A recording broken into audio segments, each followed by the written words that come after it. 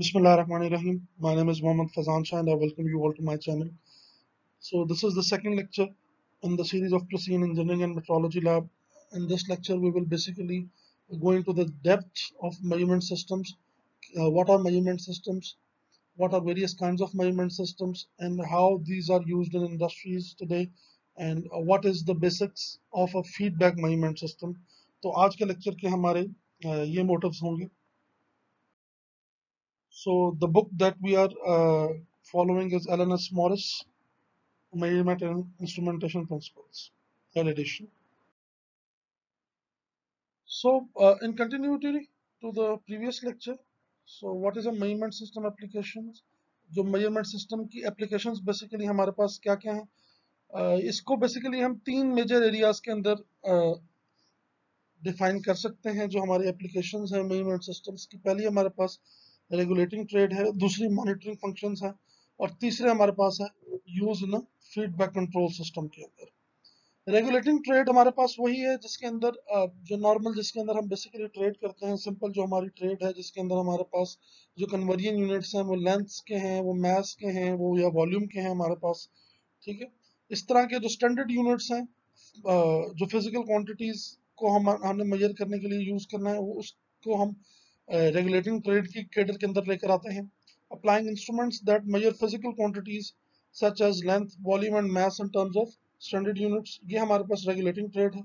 इसी तरह हमारे पास मॉनिटरिंग फंक्शंस होते हैं. ठीक है, मॉनिटरिंग फंक्शंस क्या होते हैं? ये वो फंक्शंस होते हैं जो कि अलाउ करते हैं किसी भी बंदे को अपनी एनवायरनमेंट को चेक करने के लिए या अपनी कंडीशंस को चेक करने के लिए.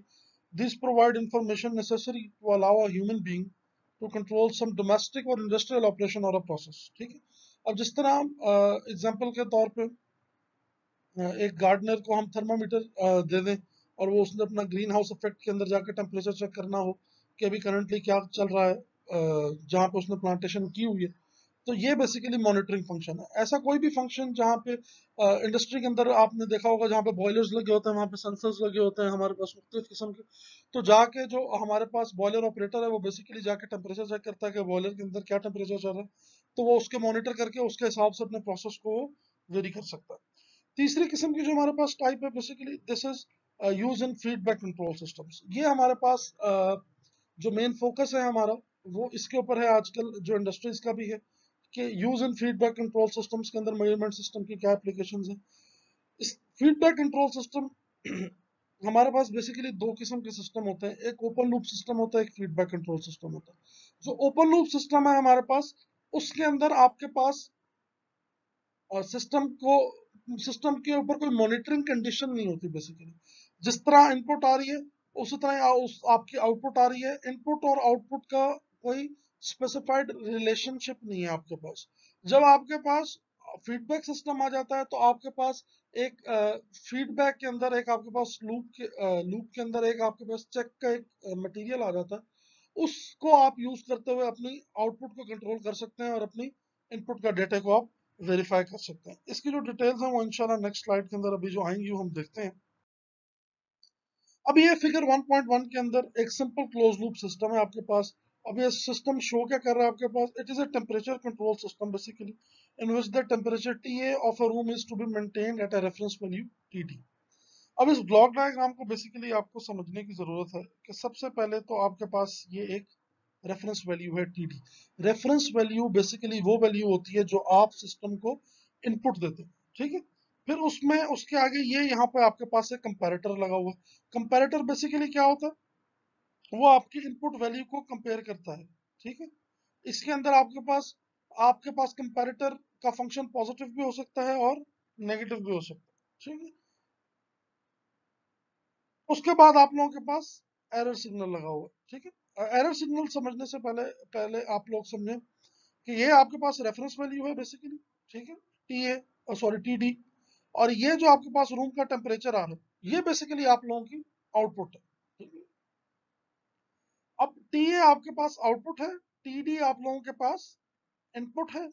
ठीक है, और अब ये जो कंपैरेटर है ये बेसिकली कंपेयर क्या करेगा? जो आपके पास TA की वैल्यू आ रही है उसको कंपेयर करेगा किसके साथ? ये जो आपके पास रेफरेंस वैल्यू आ रही है. इन दोनों का जो डिफरेंस है वो बेसिकली आपके पास, आप उसे कहते हैं कि ये मेरे पास एरर सिग्नल है। ठीक है, एरर सिग्नल में क्या होता है कि reference value minus output value. अभी एरर सिग्नल आपके पास आगे किधर गया, हीटर के अंदर चला गया आपके। ठीक है, हीटर ने इसको, इस वैल्यू को आपकी जज किया, उसके बाद आपके ये रूम के अंदर आ गए।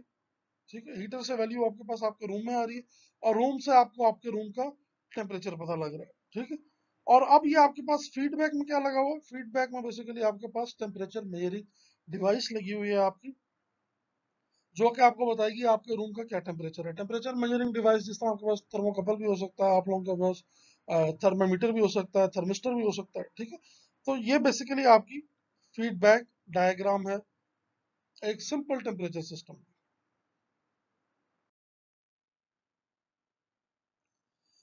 एक चीज जो आप लोगों ने याद रखनी है इस पूरे प्रोसेस के अंदर, कि the accuracy and resolution with which an output variable of a process is controlled. ठीक है, आपका आउटपुट वेरिएबल यहाँ पे टी ए है।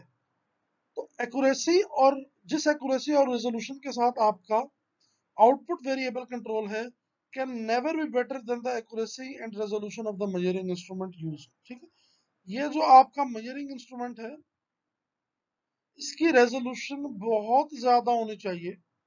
ठीक है, एज कंपेयर टू आपका जो आउटपुट वैल्यू जो आपके पास आ रही है। ठीक है, आपके पास जो आउटपुट वैल्यू आ रही है, उसकी जो एक्यूरेसी है, वो बेसिकली आपके पास जो मेजरिंग डिवाइस है, उसकी आपकी जो एक्यूरेसी है वो बहुत बेहतर होनी चाहिए एज कंपेयर टू जो आपकी आउटपुट वैल्यू आ रही है। ये ना हो कि जो आपने मेजरिंग डिवाइस लगाई हो और जो आपका टेम्परेचर कमरे का हो, वो उसकी रेंज में ही ना आ रहा हो मेजरिंग डिवाइस की। मेजरिंग डिवाइस की भी डेफिनेटली कोई ना कोई वैल्यू तो होगी, कोई ना कोई लिमिटेशन होगी।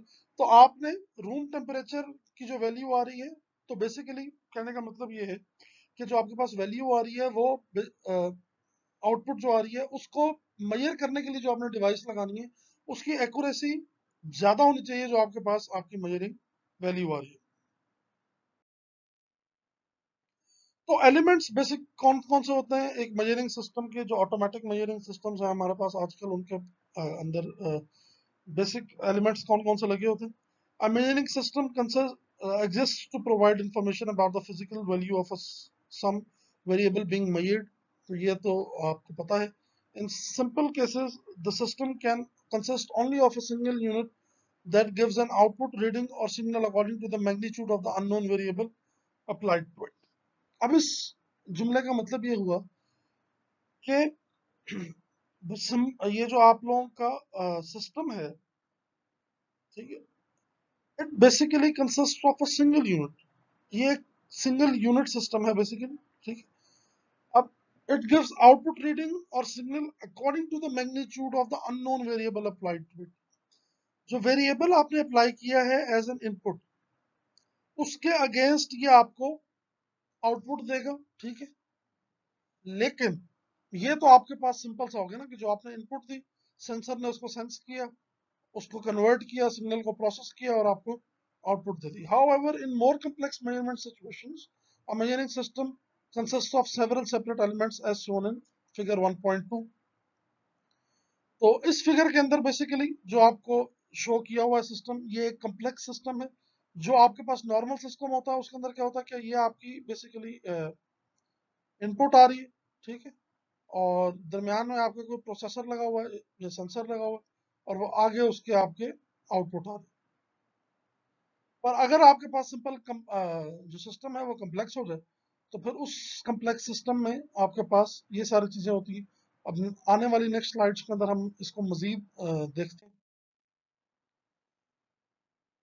The term measuring instrument is usually used to describe a measurement system, whether it contains only one or more many elements, and this term will be widely used throughout। आपने जो term measuring instrument है, ठीक है, इसको जहन में रखना है। जो ये टर्म है हमारे पास, ठीक है, ये चाहे हमने अ, एक डिवाइस के लिए यूज करना हो या मल्टीपल डिवाइसेस के लिए यूज करना हो, तो हम टर्म मेजरिंग इंस्ट्रूमेंट यूज करेंगे। The first element in any measuring system is the primary sensor.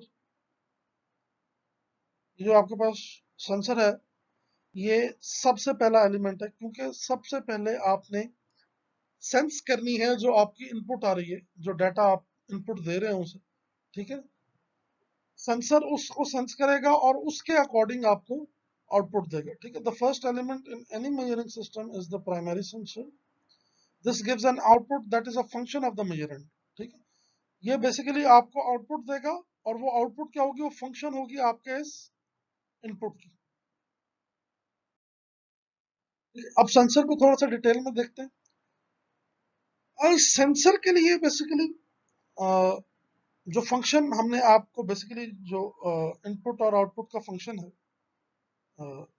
मेरे input is equals to sensor की कोई वैल्यू और मेरी जो आउटपुट है,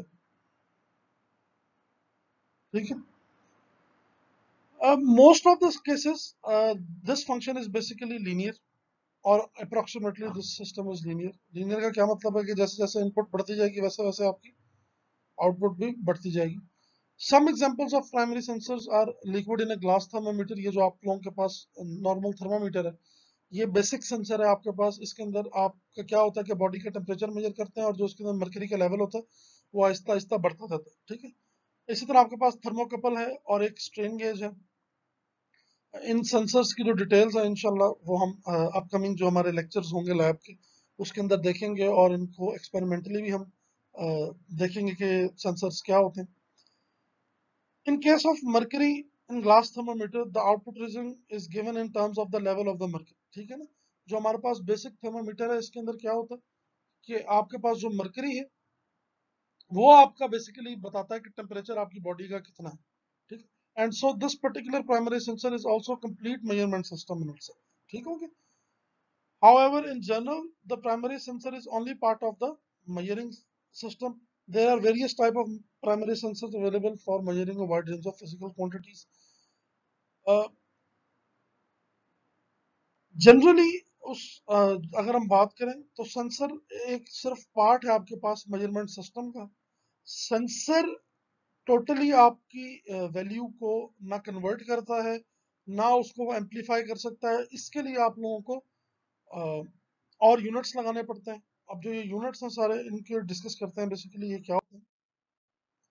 सेंसर की उम्मीद है आप लोगों को समझ आ गई होगी। अब आपके पास वेरिएबल कन्वर्जन एलिमेंट है, ठीक है ना। वेरिएबल कन्वर्जन एलिमेंट क्या करता है कि जो आपके पास सेंसर ने वैल्यू जो सेंस की है, ठीक है। Variable conversion elements are needed where the output variable of a primary transducer is in inconvenient form and has to be converted to a more convenient form. ये करता क्या है, जिस तरह इसका नाम आपको बता रहा है कि वेरिएबल कन्वर्जन एलिमेंट, ये बेसिकली आप लोगों की जो वैल्यू सेंसर ने सेंस की है वो जरूरी नहीं है कि वो आपकी रिक्वायर्ड वैल्यू हो, ठीक है, या आपको डिजायर्ड वैल्यू आपकी जो है वो सेंसर ने सेंस की हो, उसके अंदर डिफरेंस हो सकता है। तो वो बेसिकली क्या करता है, अब आपके पास जो आपका वेरिएबल कन्वर्जन एलिमेंट है वो उस वैल्यू इनकन्वीनियंट वैल्यू को मोर कन्वीनियंट फॉर्म के अंदर कन्वर्ट करता है, ठीक है। For instance the displacement measuring strain gauge has an output in form of a varying resistance. The resistance change cannot be easily measured and is to be converted to a change in voltage by a bridge circuit, which is a typical example of a variable conversion element. अब आपके पास जो एक strain gauge है basically वो आपको distance या sorry displacement की वैल्यू बताता है। वो कैसे बताता है, आप लोग रेजिस्टेंस की वैल्यू चेंज करते हैं और वो उसके अकॉर्डिंग आपको डिस्प्लेसमेंट की वैल्यू बताता है। अब आपने जो रेजिस्टेंस की वैल्यू आपके पास आ रही है, इट इज नॉट नेसेसरी कि वो एग्जैक्टली exactly उसी रेजिस्टेंस के ऊपर आपके डिस्टेंस की वैल्यू भी आ रही है। तो हम बेसिकली क्या करते हैं, रेजिस्टेंस के बजाय हम वैल्यू रेजिस्टेंस में सेंसर लेता है, और उस वैल्यू को हमारा जो वेरिएबल कन्वर्टिंग एलिमेंट है वो बेसिकली वोल्टेज के अंदर कन्वर्ट करता है, और उस वोल्टेज से हम अपने डिस्प्लेसमेंट का अंदाजा लगाते हैं, ठीक है। In some cases, the primary sensors and variable conversion elements are combined, and the combination is known as a transducer. So basically, transducer की definition आगे कहीं भी आपके पास आए तो transducer is basically the combination of variable conversion element and the sensor. इसको आप combine करेंगे तो ये आपके पास transducer है. In some cases, the word sensor is generally used to refer both transducers and transmitters. तो हम ट्रांसड्यूसर और ट्रांसमीटर को यूज करने के लिए बेसिकली हम लोग द सेंसर का जो लफ्ज है हम नॉर्मली वही यूज करते हैं। उसके बाद हमारे पास आ जाता है जी signal processing element. Single processing element basically हमारे पास क्या करता है कि जो हमारे पास सेंसर से और वेरिएबल कन्वर्टर कन्वर्जन एलिमेंट से जो हमारे पास सिग्नल आ रहा होता है उसको बेसिकली आपको कभी कभी एम्पलीफाई करने की जरूरत पड़ जाती है। ठीक है, उसमें जो सेंसर ने वैल्यू सेंस की होती है उसके अंदर हो सकता है कि नॉइज हो, ठीक है, या डिजायर्ड वैल्यू उसके अंदर कुछ ना हो, जो डिजायर्ड पैरामीटर्स हैं वो उसके अंदर ना हो, तो बेसिकली सिग्नल प्रोसेसिंग एलिमेंट आपका उसको एम्पलीफाई करता है या आपकी नॉइस को उसमें से रिमूव करता है। तो signal processing element consist exist to improve the quality of output of a measurement system in some way. ठीक है, a very common type of signal processing element is the electronic amplifier. ये जो हमारे पास amplifier होते हैं वो क्या करता है, वो आउटपुट की वैल्यू को एम्पलीफाई कर देता है जो सेंस की होती है आपके सेंसर ने। ठीक है, और इससे फायदा क्या होता है कि आपकी सेंसिटिविटी भी बढ़ जाती है और आपकी रेजोल्यूशन भी बढ़ जाती है। तो ये सेंसिटिविटी रेजोल्यूशन सेंसर की क्या होती है, ये हम अपकमिंग लेक्चर्स में देखेंगे। This element of a measuring system is particularly important where the primary transducer has a low output. ये इम्पोर्टेंस यहाँ पर बढ़ जाती है सिग्नल प्रोसेसिंग एलिमेंट की, जहां पर आप लोगों के पास जो ट्रांसड्यूसर से या सेंसर से जो आउटपुट आ रही है बेसिकली उसकी जो रेंज है या वो जो आउटपुट उसने दी है वो लो है। For example, thermocouples have a typical output of a few millivolts. जो आपके पास थर्मोकपल होते हैं, for those who have studied heat and mass transfer, that those students who have visited the heat and mass transfer lab in our Huddersfield university, खासतौर पे जो 6 semester के students हैं हमारे, उन्होंने देखा होगा कि हमारे पास जो मुख्तलिफ टेम्परेचर सेंसर्स लगे हुए हैं वो बेसिकली आपके थर्मोकपल्स हैं, और उन थर्मोकपल्स की जो आउटपुट की रेंज है वो मिली वोल्ट्स के अंदर होती है। ठीक है, other type of signal processing elements are those that filter out induced noise and remove mean levels etcetera. ये जो थर्मोकपल की जो आउटपुट, ये जो मिली वोल्ट्स में बात की है, ये बेसिकली आपको as a type of a transducer बताने के लिए यहाँ पर लिखा है कि ऐसे ट्रांसड्यूसर्स जिनकी आउटपुट की जो वैल्यू है वो काफ़ी लो होती है। तो ये उसकी एग्जांपल है। सिग्नल प्रोसेसिंग एलिमेंट की जो आपके पास एग्जांपल है वो बेसिकली जो जिस तरह मैंने आपको पहले भी बताया कि मेन उनका काम ये है कि जो नॉइज है उसको रिमूव करना है, और अदर मीन लेवल्स बेसिकली आपके पास वो लेवल्स आ जाते हैं, वो लेवल्स हैं जो आपके डिजायर्ड जो सिग्नल है आपका जो आउटपुट का आ रहा है उससे ऊपर की अगर कोई वैल्यू आ जाए आपके पास तो हम उसको कहते हैं कि ये हमारे मीन लेवल से ऊपर है। जिस तरह मैं कहता हूँ कि अगर ये मेरा मीन लेवल है तो ये जो मेरे पास सारी वैल्यू है ये मेरे पास अनडिजायर्ड है। तो इसको भी रिमूव करने के लिए हम सिग्नल प्रोसेसिंग एलिमेंट यूज कर सकते हैं। In some devices signal processing element is converted into a transducer which is known as a transmitter. Basically ये भी ट्रांसड्यूसर के अंदर लगा होता है कुछ डिवाइसेस के अंदर, और फिर हम इसको नॉर्मली ट्रांसमीटर्स के नाम से बुलाते हैं। जो हमारे पास तीन प्राइमरी, लास्ट स्लाइड में स्लाइड नंबर 10 तक आपने देखे हैं, जो मेन तीन एलिमेंट्स थे उसमें हमारे पास सेंसर था, वेरिएबल कन्वर्जन एलिमेंट था, और हमारे पास सिग्नल प्रोसेसिंग एलिमेंट था। अब इसके अलावा कुछ सिस्टम्स के अंदर, in addition to these three basic systems, कुछ हमारे पास सिग्नल ट्रांसमीटर्स भी लगे होते हैं। ठीक है, और इसके अलावा आपके पास अगर आपने सिग्नल को अगर आपका सिस्टम फीडबैक नहीं है, आपके पास क्लोज लूप सिस्टम नहीं है आपका, तो फिर आप लोगों के पास डिस्प्ले करने के लिए भी कुछ डिवाइसेस उसके अंदर लगी होती हैं, जिस तरह 7 सेगमेंट डिस्प्ले है, डिजिटल जो आपके पास वैल्यूज आ रही होती हैं उनके अंदर 7 सेगमेंट डिस्प्ले जिस तरह लगा होता है। तो इस तरह की चीजें आपके पास इन सिस्टम्स के अंदर इन चीज का एडिशन भी हो सकता है। In addition to these three components just mention, some measurement systems have one or two other components, firstly to transmit the value। ठीक है, तो पहले तो यह है कि जो आपके सिग्नल प्रोसेसर ने सिग्नल जो प्रोसेस किए उसको आपने अब आगे ट्रांसमिट करना है किसी रिमोट पॉइंट के ऊपर, और दूसरी बात यह है कि आपने सिस्टम को डिस्प्ले कराना है अगर if it is not fed automatically into a feedback control system.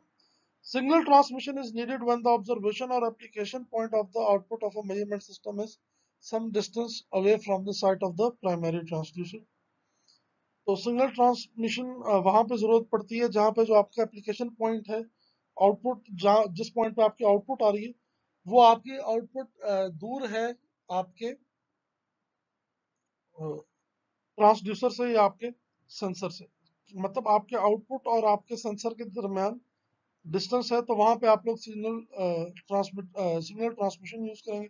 Definitely signal transmit करने के लिए हम लोगों को केबल्स यूज करनी पड़ेंगी या हम लोग उसको ब्लूटूथ या वाईफाई सिग्नल्स के थ्रू भी ट्रांसमिट कर सकते हैं सिग्नल्स को।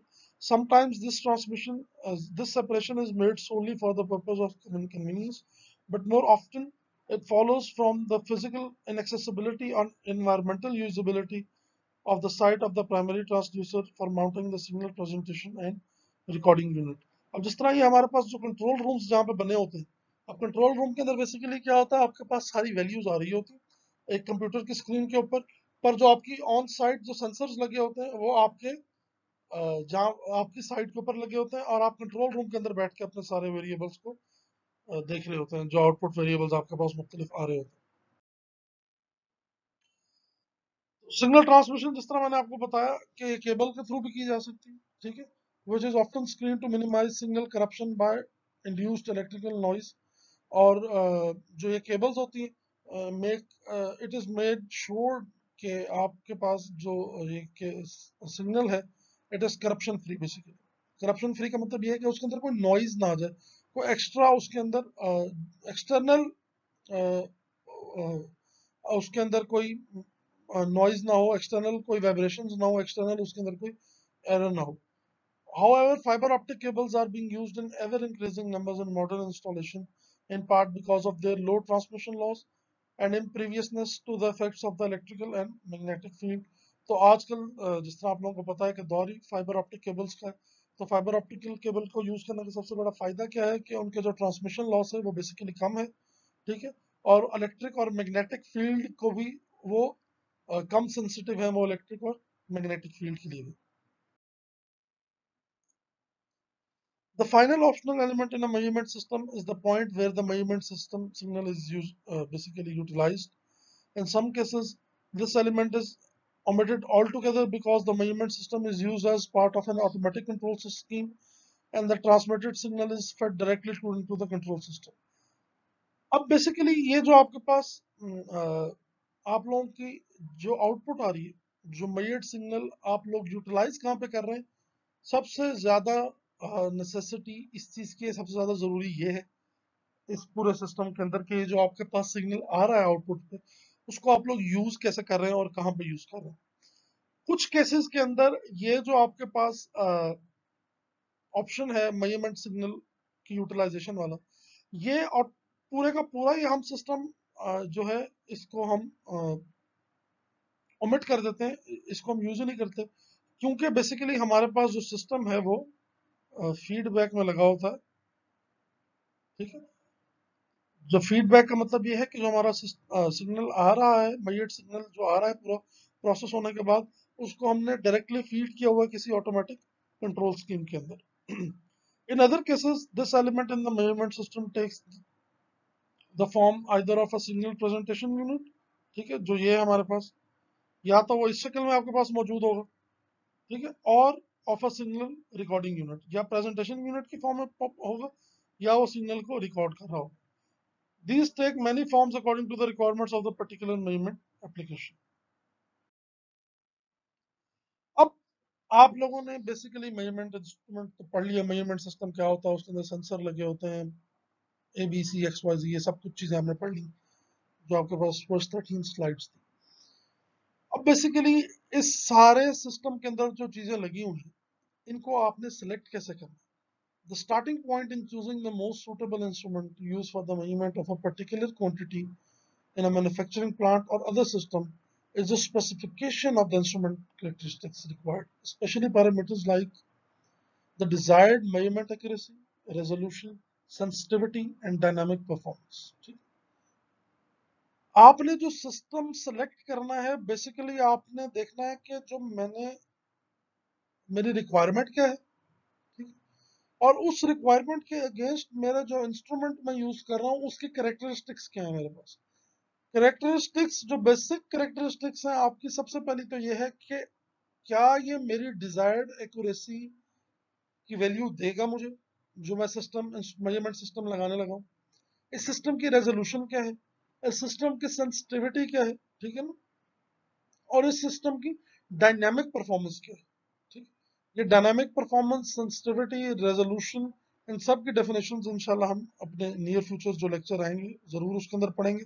और इन्हीं सब की बेस के ऊपर हम अपने सेंसर्स के ऊपर जो एक्सपेरिमेंट्स हैं वो करेंगे, ठीक है। इस सारी थ्योरी को पढ़ने का मकसद बेसिक यही है कि आपको इन सब डेफिनेशंस का आइडिया हो, ताकि आप सेंसर्स की वैल्यू को अच्छी तरह, जो आपने आगे पढ़ना है सिस्टम को, जो मेजरमेंट सिस्टम्स आपने आगे पढ़ने हैं, उनको आप अच्छी तरह एनालाइज कर सके और उनके ऊपर आप अच्छी तरह कमेंट कर सके और उनकी अंडरस्टैंडिंग आपकी बेहतर हो सके।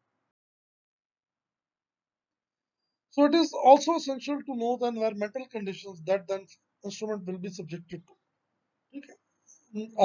आपकी रिक्वायरमेंट तो बेसिकली प्राइमरी चीज है, ठीक है। एक और प्राइमरी चीज ये भी है कि आपको एनवायरमेंटल कंडीशंस का पता होना चाहिए जिसके अंदर आपका इंस्ट्रूमेंट बेसिकली आपने चलाना है, as some conditions will immediately either eliminate the possibility of using certain type of instrument or else will create a requirement of expensive protection of the instrument, ठीक है ना। आपने जो environmental conditions हैं उनको इग्नोर नहीं किया जा सकता कभी भी। अगर उनको आप इग्नोर करेंगे तो या तो आपका सिस्टम ही सारा खराब हो जाएगा, या आपको अपने सिस्टम की प्रोटेक्शन के लिए अलग से कोई एक्स्ट्रा इनपुट या एक्स्ट्रा एफर्ट करनी पड़ेगी। It should also be noted that the protection reduces the performance of some instruments, और जो प्रोटेक्शन है आप लोगों की वो आपकी परफॉर्मेंस को रिड्यूस कर सकती है, specially in terms of their dynamic characteristics. For example sheets protecting thermocouples and resistance thermometers reduce there speed of response. अगर आप लोग शीट्स के साथ प्रोटेक्ट करें अपने थर्मोकपल्स को और रेजिस्टर्स को, तो उनकी जो आपके पास रिस्पांस की स्पीड है विद रिस्पेक्ट टू टाइम, ठीक है ना, वो स्लो हो जाती है। Provision of this type of information usually requires the expert knowledge of a personnel who are intimately acquainted with the operation of the manufacturing plant or system in question। अब इस तरह के जो सेंसर्स बेसिकली की values पढ़ने के लिए या सेंसर्स की प्लेसमेंट के लिए एक्सपर्ट नॉलेज होना चाहिए बंदे के पास, ठीक है। और नॉलेज उस सेंसर का तो सेकेंडरी चीज है, जिस जगह लगाने जा रहे हैं आप उसका कंप्लीट नॉलेज आपको होना एक प्राइमरी चीज है, कि आपको उसका नॉलेज डेफिनेटली होना चाहिए। इसीलिए आजकल आप लोगों ने देखा होगा अक्सर एडवर्टीजमेंट में आपके पास इंस्ट्रूमेंट इंजीनियर मांगा होता है। ऐसे सिस्टम्स जहाँ पे ये ऑटोमेटिक सिस्टम्स आपके पास, वहाँ पे हमारे पास basically skilled instrument engineer having knowledge of all the instruments that are available for measuring the quantity in questions will be able to evaluate the possible list of instruments in terms of their accuracy, cost, and suitability for the environmental condition, and thus choose the most appropriate instrument। तो एक आपको basically instrument engineer चाहिए होता है। Instrument engineer basically उसकी capability होनी चाहिए कि उसको आइडिया होना चाहिए और उसको इन डेप्थ नॉलेज होनी चाहिए कि आप लोगों की जो एक्यूरेसी है सिस्टम की वो क्या है डिजायर्ड, उसके अगेंस्ट कौन सा मेजरमेंट सिस्टम लगना चाहिए, कम पैसों के अंदर कौन सा रहेगा, एनवायरनमेंट के लिए सूटेबल कौन सा रहेगा, ठीक है। और the extent to which the made system will be disturb during the measuring process is another important factor in instrument choice, ठीक है। जो मेजरिंग प्रोसेस है आपका वो सारा डिस्टर्ब किन किन फैक्टर्स से होगा, ठीक है।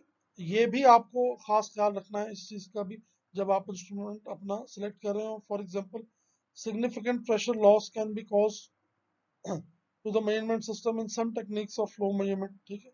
अब हो सकता है कि जो आपके पास प्रेशर लॉस है इट कैन बी कॉज्ड, ये जो मोस्ट केसेस आपके पास होते हैं, ठीक है, अब आपके पास जो प्रेशर लॉस हो जाता है सिस्टम के अंदर, अब लेट से आपके पास जो प्रेशर मेजरिंग सेंसर लगा हुआ है आपका, वो आपका लो हेड के ऊपर लगा हुआ है और एक हाई हेड के ऊपर लगा हुआ है।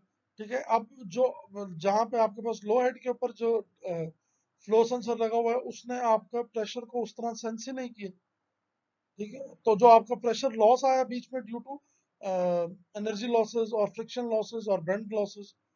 ठीक है, तो अगर सेंसर ने वो आपकी वैल्यूज मेजर नहीं की सारी, या सेंसर आपका इतना एक्यूरेट नहीं है कि उन जो एरर्स हैं या वो जो आपके पास लॉसेस आ रहे हैं उनको वो एग्जामिन कर सके, तो फिर आपके पास जो वैल्यू है वो ज़रूरी नहीं है कि एक्यूरेट आए। ठीक है, तो इंस्ट्रूमेंट इंजीनियर बेसिकली आपके पास जो है वो इन सारी चीज़ों को मद्देनजर रखते हुए आपके सिस्टम को जो है वो डिजाइन करता है। जो अच्छा आपके पास इंस्ट्रूमेंट इंजीनियर होगा, ठीक है, वो लेटेस्ट डेवलपमेंट्स जितनी भी होंगी आपके पास और उनके ऊपर उसकी नज़र होगी। जो टेक्निकल जर्नल्स हैं आपके, उनके ऊपर उसकी नज़र होगी। ठीक है, जो आपकी इंस्ट्रूमेंट कैरेक्टरिस्टिक्स हैं बेसिकली, ठीक है, अ, उसके मेरिट्स और डीमेरिट्स को उसको पता होगा, जो आपके पास इंस्ट्रूमेंट इंजीनियर है।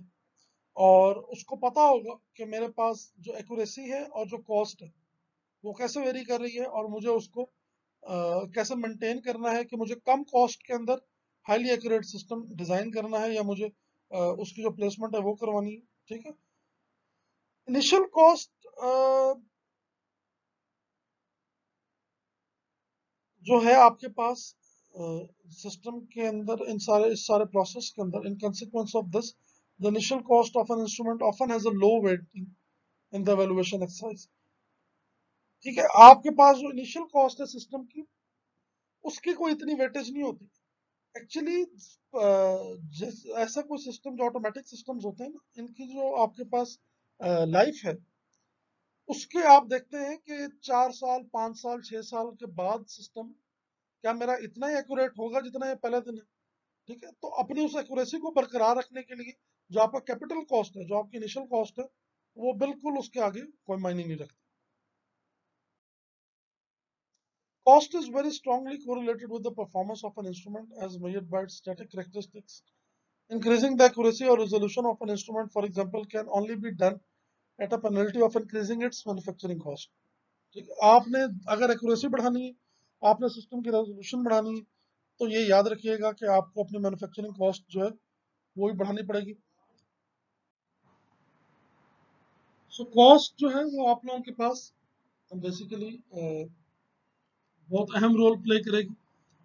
तो जिस तरह वो कहते हैं ना कि जितना गुड़ डालेंगे उतना मीठा होगा, तो जितनी अच्छे से अच्छा सेंसर खरीदने के लिए डेफिनेटली कंपनी को ज़्यादा से ज़्यादा पैसे लगाने पड़ते हैं।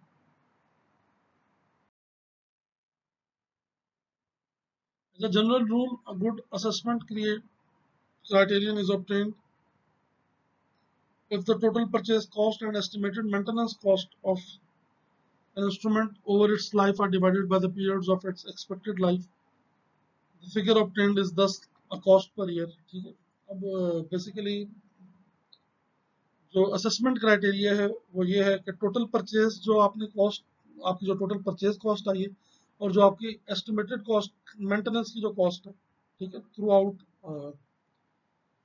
लाइफ के जितना आप उसको एक्सपेक्ट कर रहे हैं, लेट्स से 10 साल 15 साल 20 साल, are divided by the periods of its expected life. आप उसको डिवाइड करते हैं उसके एक्सपेक्टेड लाइफ के साथ, तो जो फिगर आपके पास आता है वो आपके पास बेसिकली कॉस्ट पर ईयर में आता है कि आपके पास आपको ये हर साल कॉस्ट पर ईयर कितनी पड़ेगी इस ऑपरेटर्स के लिए।